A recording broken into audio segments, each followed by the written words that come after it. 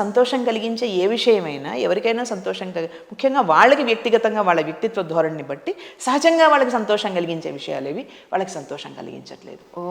Okay, వాళ్ళు మిగతా వాళ్ళతోటి చొరవగా మాట్లాడగలిగే మనుషులు, జనరల్గా మామూలుగా వ్యవహరించే మనుషులు కూడా, అతి చొరవగా మాట్లాడకపోయినా మామూలుగా వ్యవహరించే మనుషులు కూడా ఒక షెల్లోకి విత్డ్రా అయిపోతున్నారు, కుంచుకుపోతున్నారు, విత్డ్రా అయిపోతున్నారు, సంకోచం చెంది వెనక్కి ఒక ఒక ఒక చిన్న తమ చుట్టూ తాము ఒక గుహలాగా నిర్మించేసుకుని అందులోకి వెళ్ళిపోతున్నారు, ఒక చీకటి గుహలాగా వెళ్ళిపోతున్నారు, అందులోకి ఎవరితోనూ మాట్లాడట్లేదు, ఇష్టపడట్లా మాట్లాడడానికి.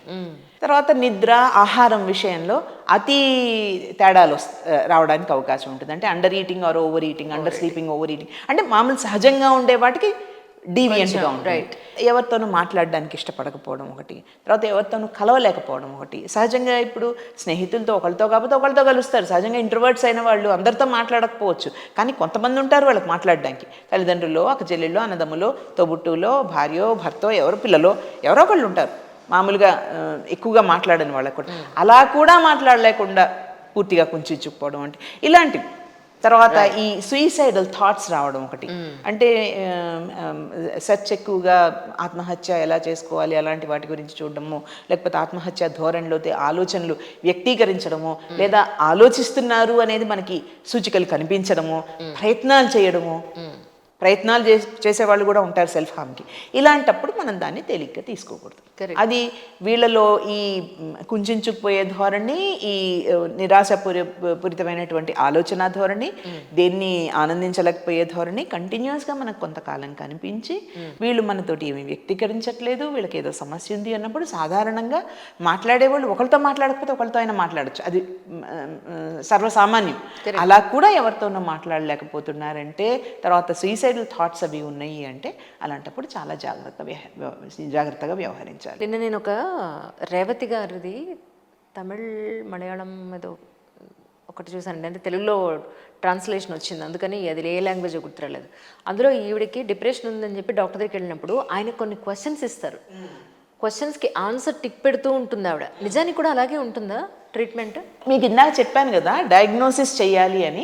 ఇప్పుడు మామూలుగా మనకి ఒంట్లో బాగలేదంటే, ఆరోగ్యం బాగలేదంటే దానికి డయాగ్నోస్టిక్ టెస్టులకి వెళ్తాం కదా, పెథాలజీ ల్యాబ్కి వెళ్తాము, రక్త పరీక్ష చేస్తారు, మూత్ర పరీక్ష చేస్తారు, స్టెథోస్కోప్ పెట్టి చూస్తారు, లేదా ఒక స్కాన్ చేసి చూస్తారు, ఇట్లా కొన్ని పరీక్షలు ఉంటాయి కదా. ఇప్పుడు సైకాలజిస్ట్ చేసే పరీక్షలు ఏంటంటే ఇలాంటి క్వశ్చనర్స్, ఇన్వెంటరీస్, తర్వాత కొన్ని డైరెక్ట్ ఇంటర్వ్యూ, కొన్నిసార్లు కాగితం మీద రాయలేని వాళ్ళు ఉంటారు, అందరూ రాయగలిగే వాళ్ళు ఉండరు కదా, రాయలేని వాళ్ళు ఉంటారు. అలాంటి వాళ్ళకి కొన్ని బొమ్మలు చూపించి ఆ బొమ్మలకి వీళ్ళ స్పందన ఎలా ఉంటుందో దాన్ని బట్టి విశ్లేషించడము. అలాగే ఇంటర్వ్యూ, డైరెక్ట్ ఇంటర్వ్యూ. ఇది కాక కుటుంబ సభ్యులతో మాట్లాడి వీళ్ళ వ్యవహార శైలి ఎట్లా ఉంది అనేది తెలుసుకోవడము, కేసు అనాలిసిస్, ఇవన్నీ కూడా. అందుకనే ఇందాక నేను ఒక పదం వాడాను, మీరు గమనించే ఉంటారు, సుశిక్షితులైనటువంటి మానసిక నిపుణులు. ఇలాంటి వాటిల్లో శిక్షణ ఉండాలి, ఎవరు పడితే వాళ్ళు చేయలేరు. మనం ఏదో ఆన్లైన్ డౌన్లోడ్ చేసి how depressed are you, how anxious are you కాదమ్మా. వాటికి క్వశ్చన్స్ మనం ఎక్కడో ఒకటి నుంచి సంపాదించవచ్చు, కానీ దాన్ని విశ్లేషించడానికి, దాన్ని అనలైజ్ చేయడానికి మీకు దానికి తగ్గ ట్రైనింగ్ ఉండాలి. కరెక్ట్. ఇప్పుడు మా బోటి వాళ్ళమైనా, మేము వాటికి ఎక్స్పోజర్ ఉన్న వాళ్ళమైనా కానీ మాకు సూచికలు మేము చూసుకొని వాళ్ళని రెఫర్ చేస్తాను తప్పితే నువ్వు డిప్రెస్డ్ అనో, నువ్వు యాంగ్షియస్ అనో మేము వాళ్ళ మొహం మీద చెప్పాం కదా. వాళ్ళు సరైన డయాగ్నోసిస్ జరగాలి. ఆ డయాగ్నోసిస్లో ఇప్పుడు మీరు చెప్పారు చూడండి, అది ఎవరు ఇచ్చారు? డాక్టర్ ఇచ్చాడు, సైకాట్రిస్ట్. మీరు చెప్తున్నటువంటి ఉదాహరణలో నేను చూడలేదు ఆ సినిమా, కానీ ఆ డాక్టర్ ఇచ్చాడు. డాక్టర్ ఎట్లా ఇవ్వగలిగాడు? ఎందుకంటే హీస్ ట్రైన్డ్. కరెక్ట్. ఆయన ఈవిడ రాసే సమాధానాల్ని బట్టి ఆయన విశ్లేషిస్తాడు. ఒకవేళ డిప్రెషన్ ఉందా, ఉంటే కనుక మైల్డా, సివియరా, ఏ స్థాయిలో ఉంది, దానికి తగిన విధంగా మందులు కూడా ఇస్తారని. కానీ వీటికి ఎస్పెషలీ డిప్రెషన్కి కానీ లేదంటే యాంగ్జైటీకి కానీ వాడే ట్యాబ్లెట్స్కి జుట్టు ఊడిపోతుంది అని అంటారు, ఎంతవరకు కరెక్ట్ అండి? ఇది నేను చెప్పే సమాధానం కాదు, సైకాట్రిస్ట్ చెప్పాలి న్యాయానికి. కానీ నేను తరచుగా ఇవి వింటుంటాను కాబట్టి ఒక కౌన్సిలింగ్ సైకాలజిస్ట్గా నేను అడుగుతాను. ఒంట్లో బాగలేదు, జలుబు, జ్వరము, ఏదో ఇన్ఫెక్షన్ ఏదో వచ్చింది, మందులు వేసుకుంటారు, యాంటీబయాటిక్స్ వేసుకుంటారు. యాంటీబయాటిక్స్ వేసుకున్నప్పుడు నాలుక పిడచక పట్టుకుపోవడం, నీళ్ళు ఎక్కువ తాగడము, నిద్ర పట్టకపోవడము, ఇట్లా ఒక్కొక్కళ్ళలో ఒక్కొక్క రకంగా ఉంటుంది. ఉన్నాయి కదా అని మానేస్తున్నారా? దాని కోర్స్ ప్రకారం అది వాడతారా లేదా? కరెక్ట్. సో జుట్టు ఊడడము, ఊడకపోవడం అనేది I'm not competent to answer that question. దానికి ఎందుకు జరుగుతుంది అనేది వాళ్ళు చెప్పాలి, సైకాట్రిస్ట్. కానీ సైడ్ ఎఫెక్ట్స్ అవి ఉన్నా కానీ శారీరక ఆరోగ్యం ఎంత ముఖ్యమో మానసిక ఆరోగ్యం కూడా అంత ముఖ్యం. శారీరక ఆరోగ్యాన్ని మనం ఎట్లా నిర్లక్ష్యం చేస్తామో, మీరు మొట్టమొదట ఒక బంగారం లాంటి మాట చెప్పారు, ఆడవాళ్ళు వాళ్ళకి వాళ్ళే లాస్ట్ ప్రయారిటీ అండి, వాళ్ళ సంగతి వాళ్ళు చూసుకోరు అని. ఆ మాట చాలా నిజం. ఆడైనా మగైనా ఎవరైనా కానీ బాధ్యతల బరువులో కుంగిపోతున్న మనుషులు, విపరీతమైన బాధ్యతల బరువు మోస్తున్న వాళ్ళకి లాస్ట్ ప్రయారిటీ అవుతారు.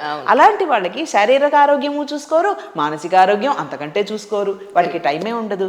కాబట్టి నేనేం చెప్తున్నానంటే శారీరక ఆరోగ్యం కానీ మానసిక ఆరోగ్యం కానీ మనం ఆలోచించుకోవడం ముఖ్యం. స్ట్రెస్ అనేది లేని మనిషి అంటూ లేడు కదా జీవితంలో. స్ట్రెస్ అనేది ఎవరైనా చూపించండి నాకు. ఇంతమందితో, మీరు జర్నలిస్ట్ కదా, కొన్ని వందల వేల మందితో మాట్లాడుతుంటారు కదా, నేను సైకాలజిస్ట్ని కదా, నేను వందల వేల మందితో మాట్లాడుతుంటాను కదా, మీరు కానీ నేను కానీ అస్సలు నాకు స్ట్రెస్ లేదండి, I'm happy person, no stress అనే మనిషిని ఒకళ్ళన్నా చూసారా? లేదు. మరి అది భూతమైతే, స్ట్రెస్ అనేది భూతమైతే అందరినీ ఆవేశించిందిగా. కరెక్ట్. ఎందుకు అందరు కొంతమంది తట్టుకుంటున్నారు, కొంతమంది తట్టుకోలేకపోతున్నారు? ఇక్కడ కోపింగ్ అనేది వస్తుంది. మనం ఎటువంటి మార్గాల్ని ఎంచుకుంటున్నాము. స్ట్రెస్ అనేది కామన్, ఆ భూతాన్ని మనం ఏమీ చేయలేము, దాన్ని కాదని అనలేము అనేది ఇప్పుడే మనం మాట్లాడుకున్నాం. అలాంటప్పుడు దాన్ని తట్టుకోవడానికి, దాన్ని భరించడానికి, అది మనని కుంగదీయకుండా ఉండడానికి, ఇందాక డిప్రెషన్కి ఉపయోగించాల్సిన పదం ఇప్పుడు గుర్తుకొచ్చింది నాకు, కుంగుబాటు. అది అప్పుడు రాలేదు. ఎనీవే, సో అది ఆ స్ట్రెస్ అనేది మనని కుంగదీసి మనని రకరకాల మానసిక సమస్యల్లోకి నెట్టేయకుండా ఉండడానికి మనం ఏం చేయాలి? దానికి కొన్ని కోపింగ్ మెకానిజమ్స్ ఉంటాయి. దాన్ని తట్టుకునే మన సాధనాలు కొన్ని ఉంటాయి. అవి స్ట్రెస్ వచ్చిందండి అని చెప్పి, ఇందాక మనం if I related to the first part of our discussion, నాకు చాలా స్ట్రెస్ అండి అందుకని నేను అమ్మాయిలతో తిరుగుతాను అని ఒకటి చెప్పుకున్నాడు అనుకోండి. స్ట్రెస్ వల్ల అమ్మాయిలతో తిరుగుతాను అనే దానికి అది సమాజం, అతని భార్య కానీ అతని కుటుంబం కానీ రేపు అతని ఆరోగ్యం కానీ అవి యాక్సెప్ట్ చేయనిస్తాయా? సో ఇవేంటంటే, లేదా నాకు చాలా స్ట్రెస్ ఎక్కువైందండి అందుకని మందు కొట్టి నేను నిద్రపోతాను, నాకు మందు కొట్టాను అనుకోండి, ఇంకా నాకు ఈ ప్రపంచం తెలియదు, లేదా డ్రగ్స్ తీసుకుంటాను, ఈ ప్రపంచం తెలుస్తున్నారు. తాత్కాలికంగా ఆ నిమిషానికి వాడికి డైవర్షన్ వస్తుందేమో, కానీ ఉన్న సమస్య పోయిందా? పర్మనెంట్ సొల్యూషనే లేదా, దొరకదు. అలా ఉన్న సమస్య పోయిందా? పోలేదు. సో ఇవన్నీ ఏంటంటే అవాయిడెన్స్ కోపింగ్. తర్వాత నాన్ అడాప్టివ్ కోపింగ్ అంటాం. ఇవి అంటే ఏంటంటే దానివల్ల మాలడాప్టివ్ కోపింగ్ అంటే తనకి హాని, కుటుంబానికి హాని దానివల్ల కదా. తన మీద ఆధారపడ్డ వాళ్ళు ఎప్పుడు కూడా, మనిషి మనుగడ నేను అంటూ ఉండదమ్మా. మనం ఎంత నేను అని మాట్లాడుకుంటున్న చివరికి వేదాంతాల్లో కూడా అదే చెప్తారు కదా, నేను అనేది ఈ ఎంటిటీ కాదు, ఇట్ ఈస్ విశ్వవ్యాప్త. సరే, అది ఆ డిస్కషన్ వేరనుకోండి, కానీ నేను ఒక్కటి సింగ్యులర్గా ఎప్పుడు బతుకం. Man is a social animal, మనం సామాజిక జీవులం. మనకి ఎంత మిగతా వాళ్ళందరూ వద్దనుకున్నా కనీసం మన ఫ్యామిలీ ఉంటుంది కదా.